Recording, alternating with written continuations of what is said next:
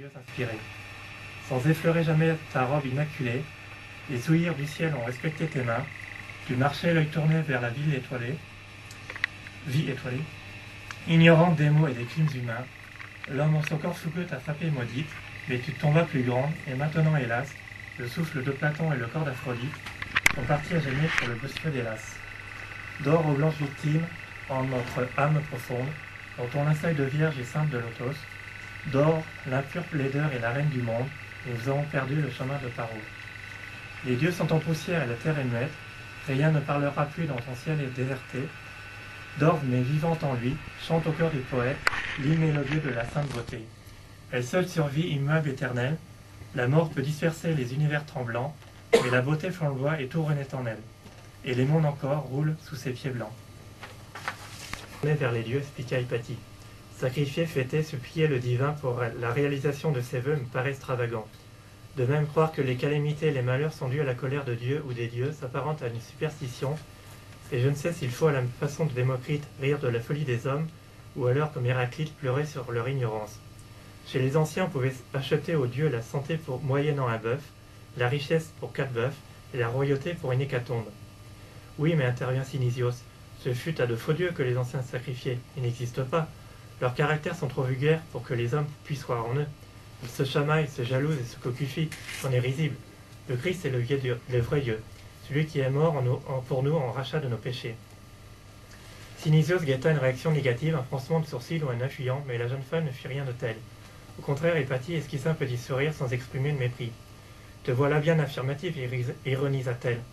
Les anciens croyaient aussi fermement à leur divinité, malgré cette incroyable cacophonie indigne du divin, mais si proche des réalités humaines qui régnaient au séjour des dieux dans l'Olympe. Je vais vous raconter une dernière anecdote avant de vous libérer, car l'heure est bien avancée.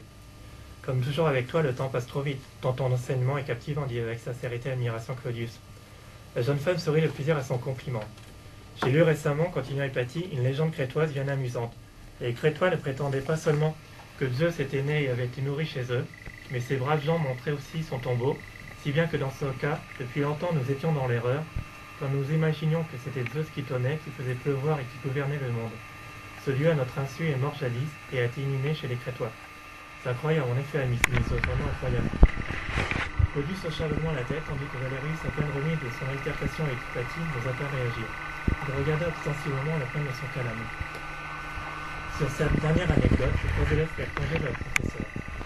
Cynésios était des 3 le plus impatient de la retrouver.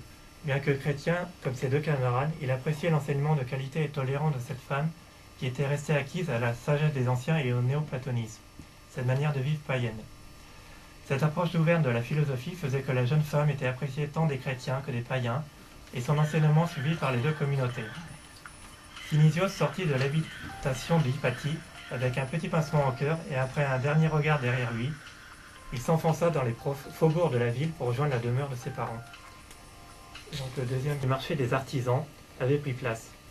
Ils traversèrent les devantures à l'ombre de vastes portiques, protégeant badauds et marchands du soleil.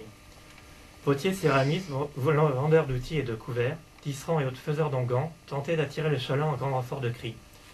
Soudain, à l'extrémité de la place, l'étalage d'un exposant de figurines de divinités grecques et égyptiennes, vendues comme ex-voto, fut mis à sac par un trio d'hommes armés de bâtons et vêtus de noir. Le vendeur protesta, mais il reçut en retour une volée de coups. Un des hommes d'âge incertain monta ensuite sur la dernière marche d'une fontaine dans le but d'haranguer la foule.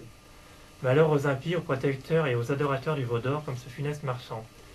Par le passé, Jésus a lui-même chassé les marchands du temple, dont la présence polluait le lieu sacré. Oui, soyez sûr qu'il reviendra d'ici peu pour nous juger, gronda-t-il. Il surgira de l'ouest pour récompenser les justes et punir les incroyants. Il brandira le glaive de feu pour chasser les ténèbres. Son discours terminé, l'homme redescendit et le trio s'éloigna, prêt à en découdre avec de nouveaux ennemis de la religion chrétienne. La plupart des chalands avaient suivi la scène, abasourdis et terrorisés. Une fois ces perturbateurs partis, quelques personnes vinrent porter secours aux marchands qui saignaient abondamment.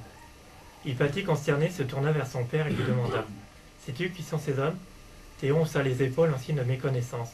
Ce fut un badaud à proximité qui alors lui répondit « Des parabolants, des moines du désert, des illuminés qui annoncent un peu partout le retour du Messie et font la chasse aux païens. Un conseil, tenez-vous à l'écart de ces fous. » Amère Hypatie fit alors remarquer « Ils soufflent sur les braises. Un jour ils se rendront complices d'un grand massacre. L'homme de confession chrétienne ajouta d'une voix pleine de sagesse: Jésus, le Fils de l'homme, se moque de ses agitateurs en guenilles.